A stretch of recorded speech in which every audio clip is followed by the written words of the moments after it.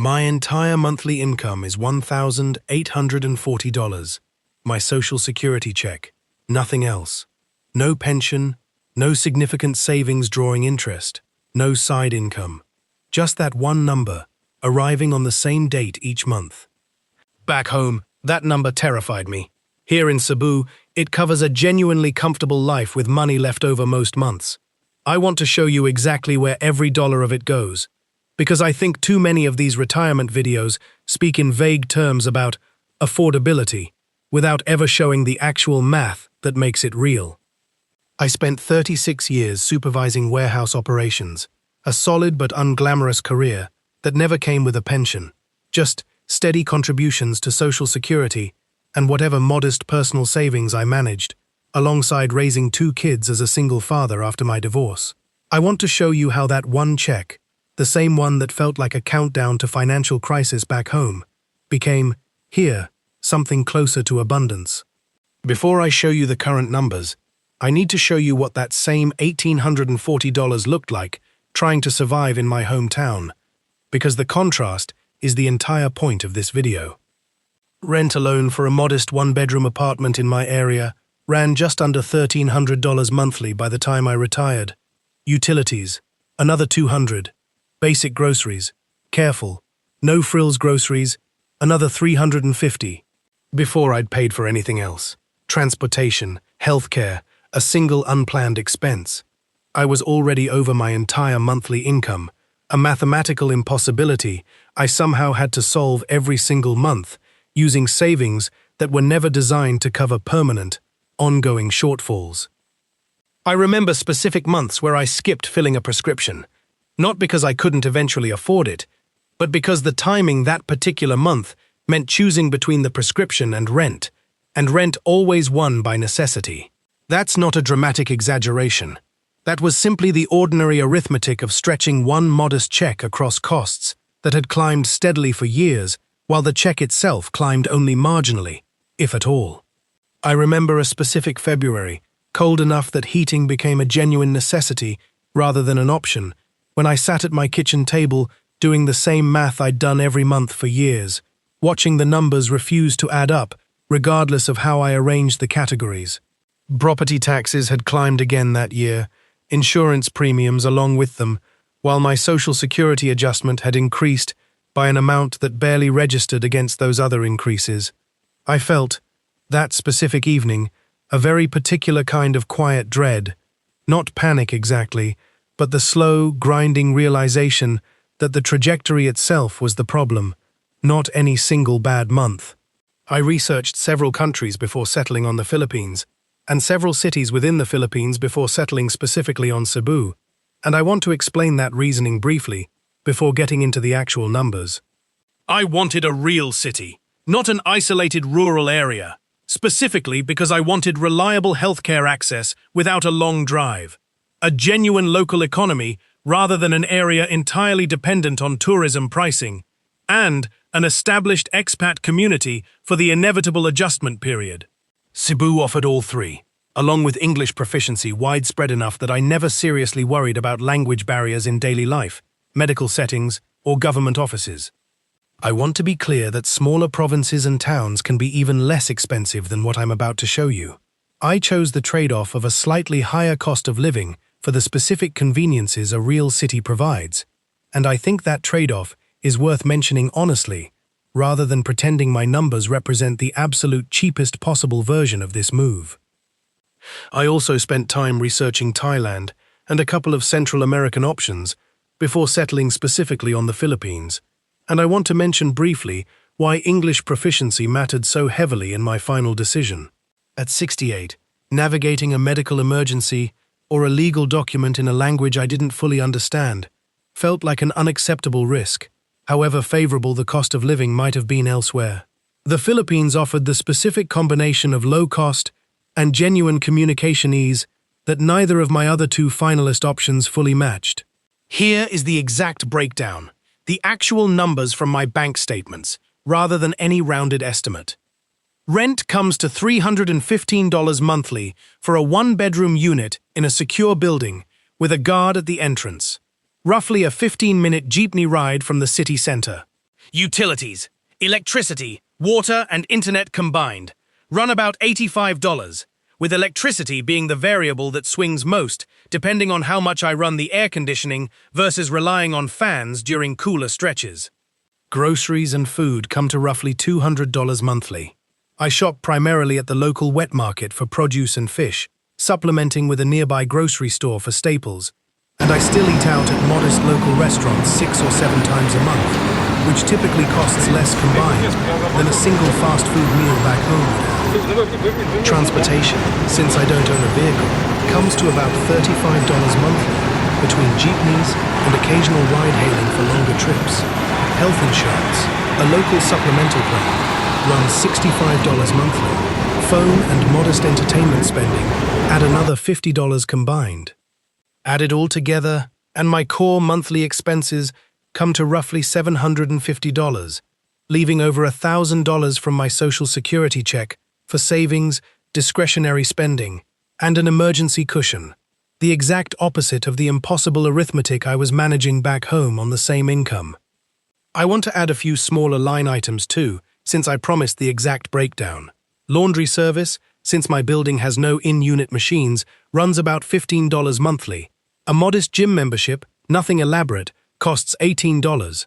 Coffee, a genuine daily habit of mine, comes to roughly $20 monthly, between home brewing and the occasional shop visit. None of these individually move the math much, but I think showing the complete picture matters more than rounding to convenient totals. I don't want to pretend the budget worked flawlessly from the first day, because it didn't, and I think the honest version of this story matters more than a polished one. My first month actually ran nearly $200 over projection, driven mostly by furnishing costs I'd underestimated and a habit of eating out more than necessary, simply because cooking in an unfamiliar kitchen with unfamiliar ingredients felt more intimidating than it needed to. By month 3, once I'd learned which market vendors offered the best prices, which local restaurant did a reliable, affordable daily special, and how to navigate the jeepney system instead of defaulting to ride-hailing apps out of unfamiliarity, the budget settled almost exactly where my original research had predicted a year earlier. I also made a specific mistake worth mentioning honestly. I overpaid for groceries during that first month by shopping almost exclusively at the larger supermarket instead of the local wet market, simply because it felt more familiar and less intimidating to navigate as a newcomer. A neighbor eventually walked me through the market herself, introduced me to a few vendors she trusted, and showed me how much further the same grocery budget could stretch once I stopped defaulting to what felt safest rather than what was actually smartest.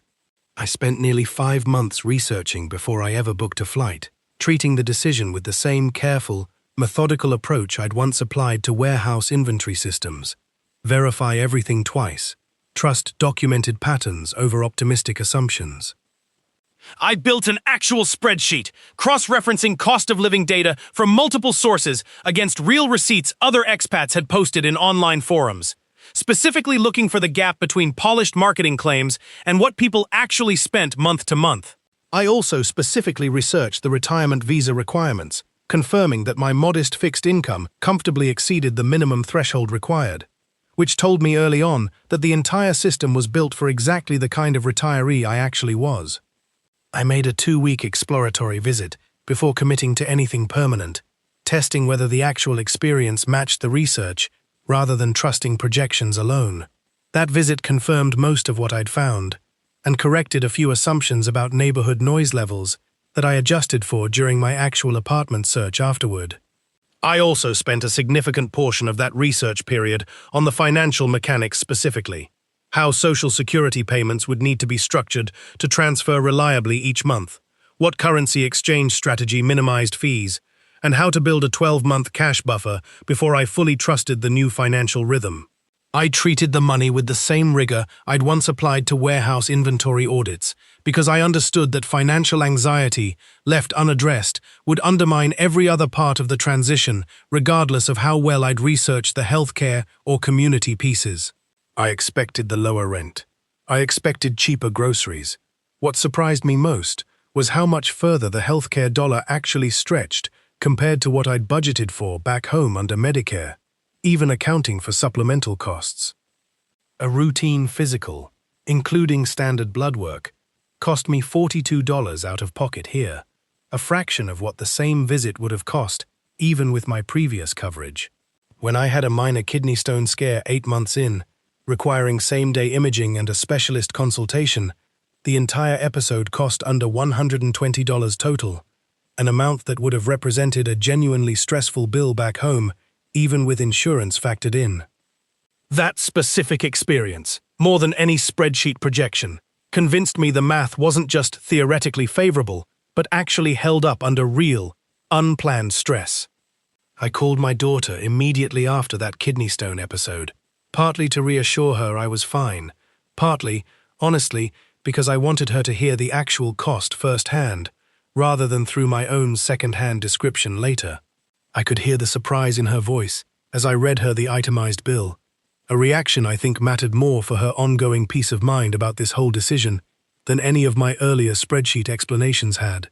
I want to address something I think too many of these budget breakdown videos skip.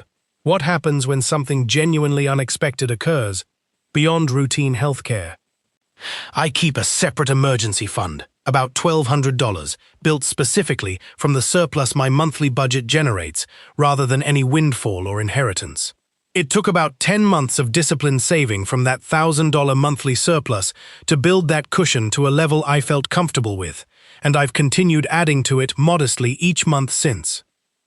I'd recommend anyone considering a similar move build that same kind of cushion deliberately, rather than assuming the lower cost of living alone protects against every possible unplanned expense. The lower baseline costs make building that cushion considerably easier than it ever was back home, but the cushion itself still requires deliberate saving rather than simply appearing on its own.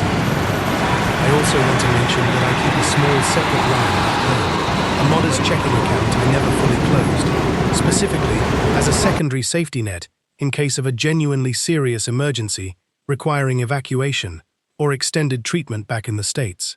It sits mostly untouched, but knowing it exists has done more for my peace of mind than the actual dollar amount within it would suggest. A reminder that a well-constructed safety net often matters as much for the confidence it provides as for the money itself. I want to describe what I actually do with that $1,000 monthly surplus, because I think it matters as much as the core expense breakdown itself. About $300 goes into ongoing savings and the emergency fund I mentioned. Another $200 goes toward what I'd call genuine discretionary comfort, a weekly massage, dinner at a nicer restaurant twice a month, small purchases I never would have justified back home on the same income. The remainder I've started sending, modestly, to my daughter back home, helping with her own young family's expenses in a way I never could have managed on this same fixed income while living in my hometown. That last detail matters to me more than almost anything else in this entire breakdown.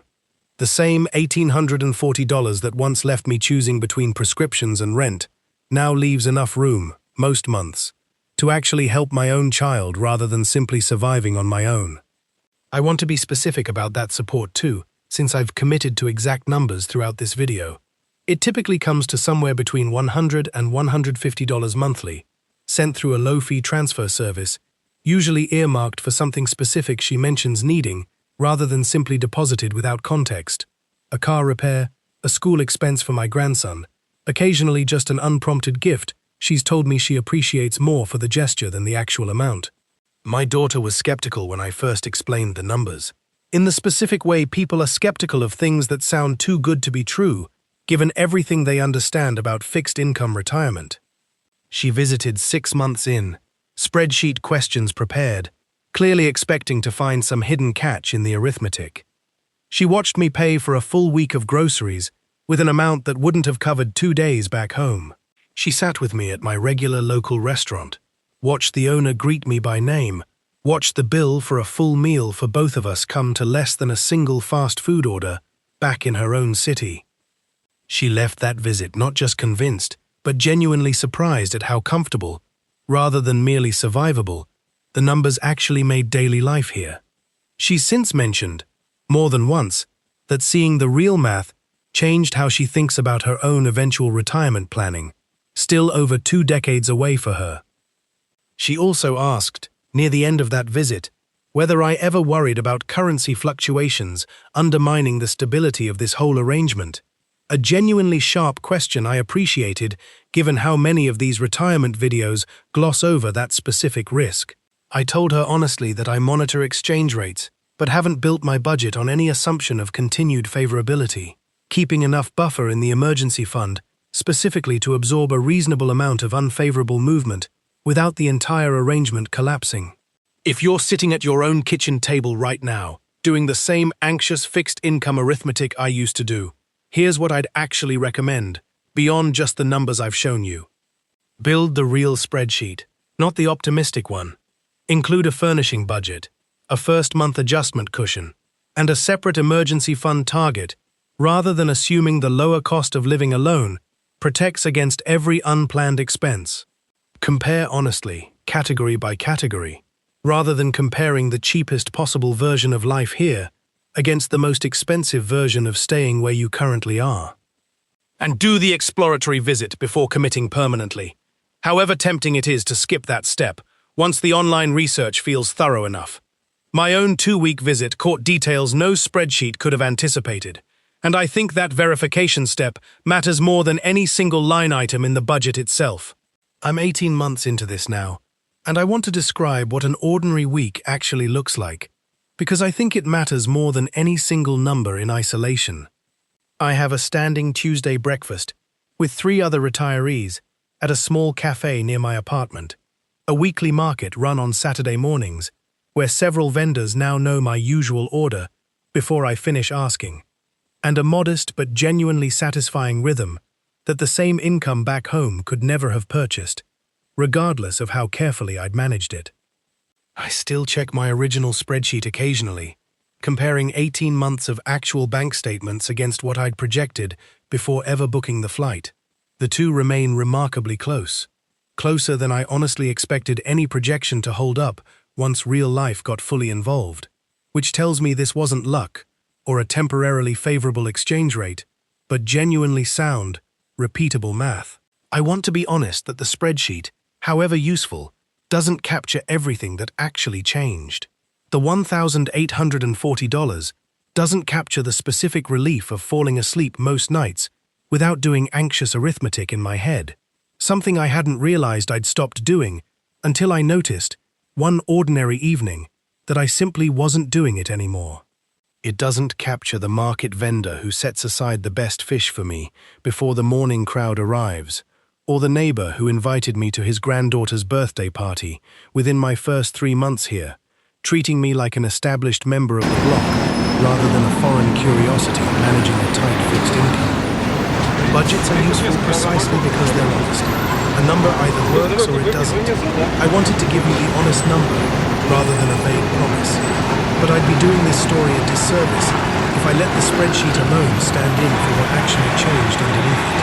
I want to be fair and mention what this move cost me too, because I don't think an honest budget breakdown should pretend there's no trade-off involved.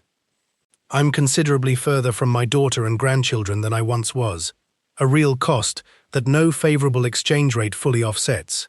I've missed some ordinary family moments I would have attended easily back home, and video calls, however frequent, aren't quite the same as physical presence at a school recital or an ordinary Sunday dinner. I don't think the financial math alone should be the only factor in a decision like this, and I'd encourage anyone watching this to weigh that distance honestly against the very real financial relief I've described, rather than assuming the numbers alone tell the complete story. I missed my grandson's first day of kindergarten this past year, a specific, small moment I can't recover, watching it instead through a handful of photos my daughter sent afterward. I don't share that to undercut everything else I've described in this video, only to be honest that a favorable spreadsheet doesn't erase every cost, even when it solves the financial one completely. If you're doing this same anxious math yourself right now, at your own kitchen table, wondering whether a single social security check could ever cover more than bare survival, I want you to hear this plainly. It can. I'm not a special case. I didn't have a pension, significant savings, or any advantage beyond 36 years of steady, unglamorous warehouse work and one modest fixed check. The math didn't get easier because I got lucky. It got easier because I found a place where that same ordinary income could actually cover a genuinely comfortable life, rather than merely delaying an inevitable shortfall 1 month at a time. I still have the original spreadsheet I built during those 5 months of research, comparing it now against 18 months of actual bank statements. The two remain remarkably close, close enough that I trust this arrangement will hold for whatever years I have left, barring some genuinely unforeseen catastrophe no amount of planning could have anticipated. If you want, drop your own numbers in the comments. What you're working with now? What specifically worries you about the arithmetic? I read every comment, and I'm genuinely glad to walk through the actual line items with anyone doing the same anxious spreadsheet math I used to do myself. I'll see you in the next one.